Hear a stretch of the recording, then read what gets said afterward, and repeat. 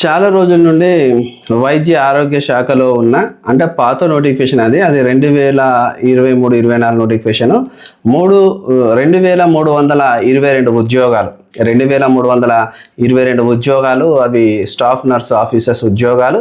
చాలామంది ఎగ్జామ్స్ రాసినారు, ఎదురు చూస్తున్నారు. ఇక రిజల్ట్స్ వస్తలేదన్నా ఒకసారి చెప్పండి దాని అప్డేట్ అన్నారు. నిన్నటి రోజున రిలీజ్ అయిపోయింది. 2322 పోస్టులకు గాను రిజల్ట్ ఇచ్చినారు. వైద్య ఆరోగ్య శాఖ రిక్రూట్మెంట్ బోర్డు అయితే మొత్తం టోటల్ రిజల్ట్ అయితే ఇచ్చేసింది. మరి ఎవరైనా మన ఛానల్ చూస్తున్న వ్యూవర్స్కి అది యూజ్ అవ్వచ్చు ఈ అప్డేట్ అని చెప్పేసి వీడియో చేస్తున్నా. ఇంకోటి ఏంటంటే 2024 డిఎస్సికి సంబంధించి హెచ్జిటి పోస్టులు ఒక 11 పోస్టులు అప్పుడు గవర్నమెంట్ రిజల్ట్ ఇవ్వకుండా ఆపింది. 11 పోస్టులు. ఎందుకంటే వాళ్ళు సార్వత్రిక విద్యాపీఠం నుండి 1 ఇయర్ డిఎడ్ కోర్సు చేసినారంట. 1 ఇయర్ డిఎడ్ కోర్సు ఉంటుంది కదా, మీ అందరికీ తెలుసు. 2 ఇయర్స్ డిఎడ్ కోర్సు ఉంటుంది. సో ఈ 1 ఇయర్ డిఎడ్ కోర్స్ అనేది కూడా ఎన్సీఆర్టీ వాళ్ళు ఒక ప్రోగ్రామ్ కింద కండక్ట్ చేసినారంట. ఇది సరస్వతి విద్యాపీఠం అనే పథకం కింద. దాని కారణంగా వాళ్ళు 1 ఇయర్ కంప్లీట్ చేసుకున్నారు. కోర్సును కంప్లీట్ చేసుకొని వాళ్ళు ఎగ్జామ్ రాసినారు. 2024 హెచ్జిటి డిఎస్సి రాసినారు. అయితే అంతకుముందు మనకు ఉన్న గైడ్లైన్స్ ప్రకారం ఏదైతే 2 సంవత్సరాల డిఎడ్ పిల్లలు ఖచ్చితంగా డిఎడ్ చేసి ఉండాలి డిఎస్సి రాయడానికి, హెచ్జిటి పోస్ట్ పొందడానికి అని ఏదైతే రూల్ ఉందో ఆ రూల్ను వీళ్ళు అతిక్రమించి వీళ్ళకు ఉద్యోగాలు ఇస్తున్నారని చెప్పేసి కోర్టులో కేసు వేసారు. కేసు వేస్తే కోర్టు కూడా క్లియర్గా అన్ని విషయాలు పరిగణలోకి తీసుకొని ఈ 11 మందికి కూడా మీరు ఉద్యోగాలు ఇచ్చుకోవచ్చు, ఇది కూడా ఎలిజిబుల్ వారు చేసిన సర్టిఫికేట్ కోర్స్ అని చెప్పేసి చెప్పడం జరిగింది. దాని కారణంగా 11 మంది హెచ్జిటీలకు ఈ రోజున ఆర్డర్స్ ఇవ్వచ్చు అనేది అయితే తీర్పు వచ్చింది. మెయిన్గా వీళ్ళు మేడ్చల్లో కొంతమంది, మన Hyderabad district, Karimnagar district, Rangareddy district, Peddapalli district, Medak district, ఈ జిల్లాలలో ఈ 11 మందికి ఉద్యోగ పోస్టింగ్లు ఇవ్వబోతున్నారంట. ఇక మళ్ళీ మెయిన్గా చెప్పేది ఏంటంటే డిఎస్సిలో చాలామందికి 2024లో ఉద్యోగాలు వచ్చినాయి. మరి 2026-27లో మరి డిఎస్సికి సంబంధించిన నోటిఫికేషన్ వస్తుందా అంటే ఇంకా క్లారిటీ లేదు. రేషనలైజేషన్ కారణంగా ఇంకా పాఠశాలలు ఉన్నాయి కూడా మూసేసే ప్రయత్నం జరుగుతుంది.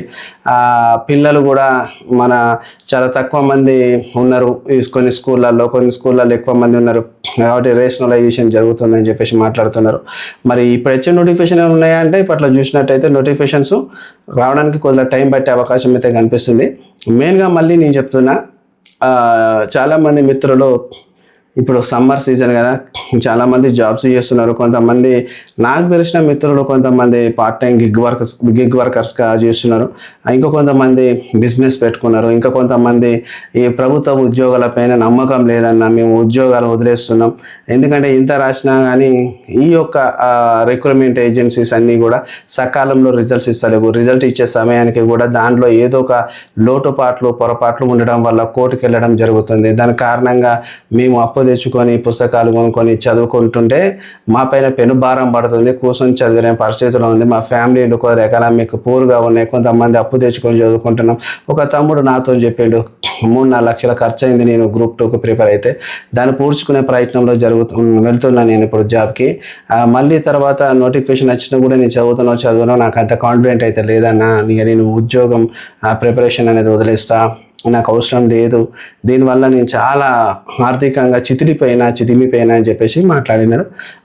ఇంకా కొంతమంది ఏం చేస్తున్నారంటే అంటే చాలామంది ప్రిపరేషన్లోకి వచ్చేటప్పుడు ఉన్నంత ఉత్సాహం చివరి వరకు ఉండట్లేదు. ఎందుకంటే అందరం కూడా మామూలుగా గ్రామ స్థాయిలో ఉన్న వాళ్ళమే కాబట్టి కొద్దిగా ఫైనాన్షియల్గా చాలామందికి ఎక్కువగా ఆర్థిక వనరులు లేని కారణంగా కొంతమంది కొద్దిగా వాళ్ళ మమ్మీ వాళ్ళ డాడీ వాళ్ళు ఆల్రెడీ ప్రభుత్వ ఉద్యోగం, గవర్నమెంట్ టీచరు, లేకపోయి ఉంటే nurse, staff nurse, police constable, ఇట్లా కొంతమంది మిడిల్ క్లాస్ బ్యాక్గ్రౌండ్ ఉన్న వాళ్ళ పిల్లలకు ఆర్థికంగా వాళ్ళు కోచింగ్లు పంపించడం, వాళ్ళకు అన్ని వనరులు సకాలంలో ఉండడం వల్ల అలాంటి వాళ్ళు మన రీసెంట్గా చూసిన గ్రూప్ 1లో చాలామంది 561 ఉద్యోగాలలో మీరు చూసినట్టయితే కనీసంలో ఒక 300-400 మందిలా ఖచ్చితంగా వాళ్ళ పేరెంట్స్ బ్యాక్గ్రౌండ్ అంతా కూడా బిజినెస్, కొద్దిగా మంది వాళ్ళంతా గవర్నమెంట్ ఎంప్లాయీస్ బ్యాక్గ్రౌండ్ ఉన్న ఉద్యోగాలు సడక్కున కొట్టేసినారు. కొద్దిమంది పేద బిడ్డలు, మధ్యతరగతి బిడ్డలు, వాళ్ళ ఫాదర్స్ వ్యవసాయం వేరే పనులు చేసుకున్న వాళ్ళ పిల్లలు కూడా కొట్టినారు. ఏదేమైనా కానీ గవర్నమెంట్ జాబ్ ప్రిపరేషన్కి ఖచ్చితంగా ఆర్థికంగా కూడా కొద్దిగా స్థిరత్వం అనేది ఉండాలి, లేకపోయి ఉంటే కష్టమవుతుంది. ఎందుకంటే పుస్తకాలు కొనుక్కోవాలన్నా డబ్బులే కావాలి, కూర్చొని ఒక 8 నెలలు చదవాలన్నా మన అకామిడేషన్, మన హాస్టల్ ఖర్చులు, మన ఫుడ్ ఖర్చులు, మన మెయింటెనెన్స్ ఖర్చులు చూడాలన్నా కూడా డబ్బులు అవసరం. ఇవన్నీ బేర్ చేసుకొని చాలామంది మిత్రులందరూ కూడా మేము వదిలేస్తున్నామన్న ప్రిపరేషన్లో ఉండటం లేదు అని చెప్పేసి నన్ను వాళ్ళు పర్సనల్గా వాళ్ళు నన్ను అడుగుతున్నారు, నా సలహాలు తీసుకుంటున్నారు. నేను ఎవ్వరికి కూడా చదవద్దు బ్రదర్, బంద్ పెట్టండి, మీ వల్ల కాదని ఖచ్చితంగా నేను ఒకటే చెప్తా, నీ లక్ష్యము నిజంగా బలమైనది ఉంటే పేదరికం కూడా అడ్డు రాదు, ఖచ్చితంగా చదువు బ్రదర్ అని చెప్తాను నేను.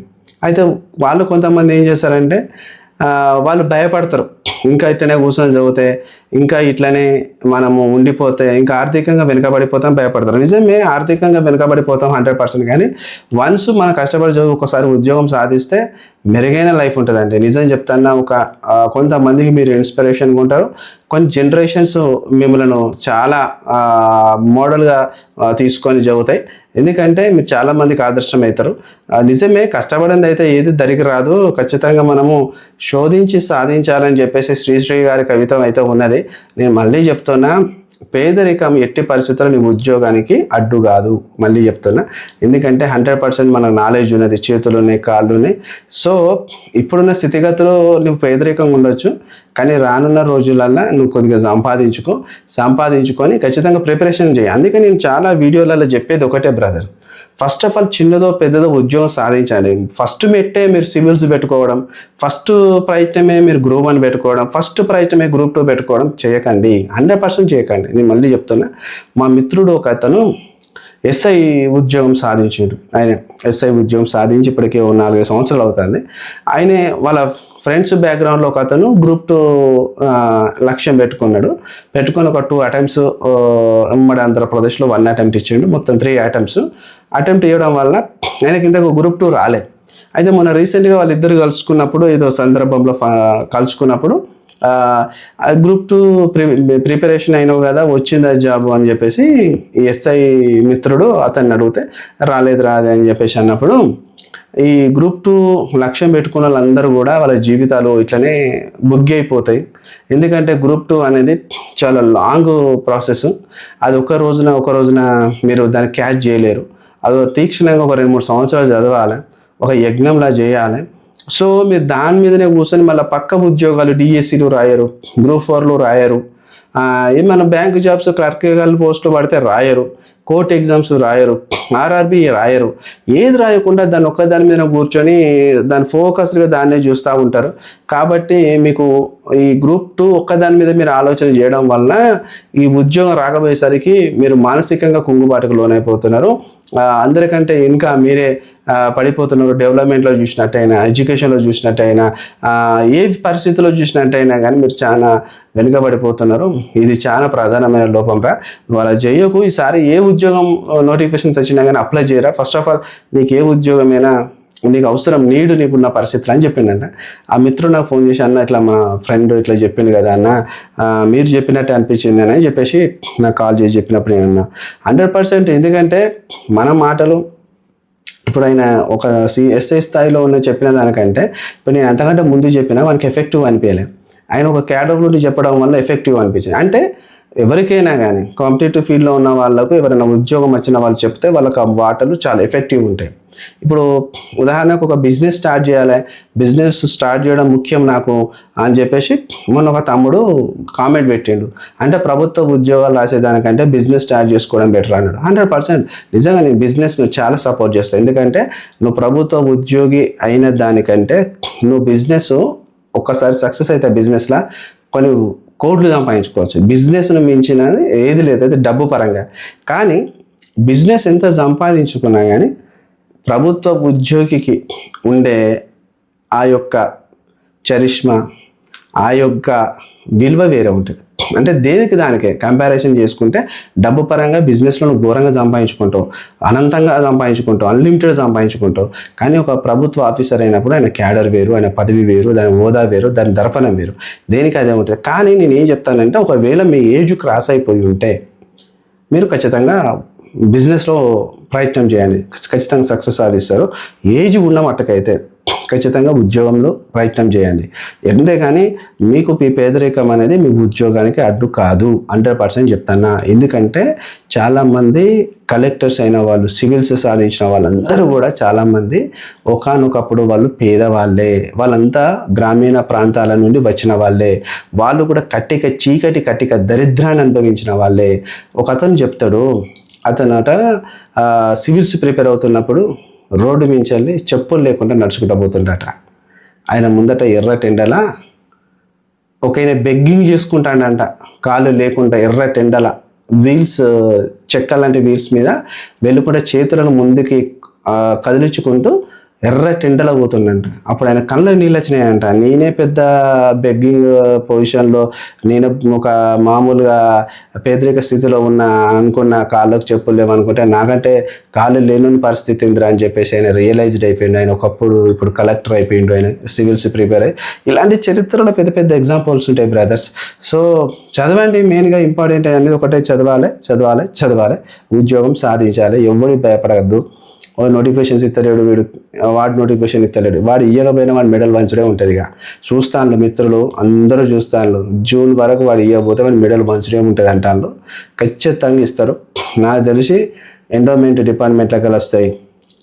మనకు ఖచ్చితంగా మళ్ళీ చెప్తున్నా, డిగ్రీ కాలేజ్ లెక్చరర్స్ ఉన్నాయి, మళ్ళీ జీపీఓలు ఉన్నాయి, పోలీస్ కానిస్టేబుల్స్ ఉన్నాయి, గ్రూప్ 1 ఉంది, గ్రూప్ 2 ఉంది, గ్రూప్ 3 ఉంది, ఫారెస్ట్ బీట్ ఆఫీసర్స్ ఉన్నాయి, ఖచ్చితంగా ఎలక్ట్రిసిటీ డిపార్ట్మెంట్లో కూడా ఉన్నాయి. చాలా పోస్టులు ఉన్నాయి మిత్రులారా, మీరు ఏం బాధపడకండి. ఒక తమ్ముడు అంటాడు, నన్ను కాంగ్రెస్కు ఫేవరబుల్గా మాట్లాడుతున్నావు, కాంగ్రెస్ ఫాలోవర్, కాంగ్రెస్ సపోర్టర్ అంటాడు. నేను ఎవరికి సపోర్ట్ని కాదు, ఎవరి ఫాలోవర్ని కాదు, ఎవరికి సపోర్ట్ చేసేటట్టు నేను మాట్లాడాను. ఎందుకంటే మన ఛానల్ ఇండిపెండెంట్ ఛానల్, మనది ఏదో న్యూస్ ఛానల్ అయితేనేమో వాళ్ళను మోసే విధంగా మాట్లాడతాం. మనది న్యూస్ ఛానల్ కాదు కదా, మనది కేవలం ఎడ్యుకేషన్ పర్పస్ ఛానల్. కాబట్టి మనం ఖచ్చితంగా నిరుద్యోగుల పక్షాన వాయిస్ ఉంటుంది, వాళ్ళకి ఏమైనా ఇన్ఫర్మేషన్ ఇవ్వాలన్న ఉద్దేశంతో మాట్లాడతా. మొత్తానికే నిరుద్యోగులను నిరాశ నిస్పృహలో ఉండే విధంగా నేను మాట్లాడానమాట. ఇప్పుడు ఆయన ఉద్దేశం ఏంటంటే, కామెంట్ పెట్టిన ఉద్దేశం, ఇప్పుడు నోటిఫికేషన్స్ కనిపిస్తలేవు, నువ్వు వస్తాయి అంటున్నావు అంటే నిన్ను రేవంత్ రెడ్డికి సపోర్ట్ నువ్వు మాట్లాడుతున్నావు అని చెప్పేసి తమ్ముడు నన్ను మిస్అండర్స్టాండింగ్ చేసుకున్నాడు. తమ్ముడు ఉదాహరణకి హాస్పిటల్లో ఇంకొక 1-2 గంటలు చచ్చిపోయే పేషెంట్ కూడా డాక్టరు మనోధైర్యాన్ని నింపిపోతాడు, ఏం కాదు నువ్వు మంచిగా బ్రతుకుతావని. సో అట్లా అని చూస్తే ఇప్పుడు నోటిఫికేషన్స్ లేవు అంటే ఇప్పుడున్న సిచ్యువేషన్ చూస్తాను, ఈ రోజున్న సిచ్యువేషన్ చూస్తాను, అట్లా అని చెప్పేసి నోటిఫికేషన్సే మొత్తం వేయకుంటుంటాడా రేవంత్ రెడ్డి? అట్లా ఉండదు కదా. పాలన అన్నప్పుడు కొద్దిగా టైం టేకింగ్ ఉంటుంది. ఇంత పెద్ద ప్రజాస్వామ్యంలో కొన్ని పనులు జరగాలంటే పోరాటాల ద్వారా కొన్ని జరుగుతాయి, నిరసనల ద్వారా కొన్ని జరుగుతాయి, రోడ్డుకి లొల్లి పెట్టి ధర్నాల చేత కూడా కొన్ని జరుగుతాయి. ఇక కొన్ని అయితే పాలకులకి వాళ్ళ మైండ్లో పుర్రేలా బుద్ధి పుడుతుంది. ఎట్లా అంటే, అరే ఇది చేయకపోయి ఉంటే నెక్స్ట్ మన గవర్నమెంట్ రాదేమో, మన ఓట్లు పడేమో అన్న భయంతో కొన్ని చేసేటివి ఉంటాయి. ఇన్ని రకాల కథలు ఉంటాయి తమ్ముడు. మన దేశంలో ఏది కూడా ఊరికే ఉచితంగా రాదు, పోరాడాలి, ఫైట్ చేయాలి, వాని మెడను గల్లను పట్టుకోవాలి, ప్రశ్నిస్తేనే అన్నీ రాలుతాయి. సో ఈ నోటిఫికేషన్ కూడా రాలే టైం దగ్గర పడ్డది. ఓకే, వీడియో ఇచ్చిన వాళ్ళు లైక్ చేయండి, కామెంట్ చేయండి, సబ్స్క్రైబ్ చేయడం మాత్రం మర్చిపోకండి. సైనింగ్.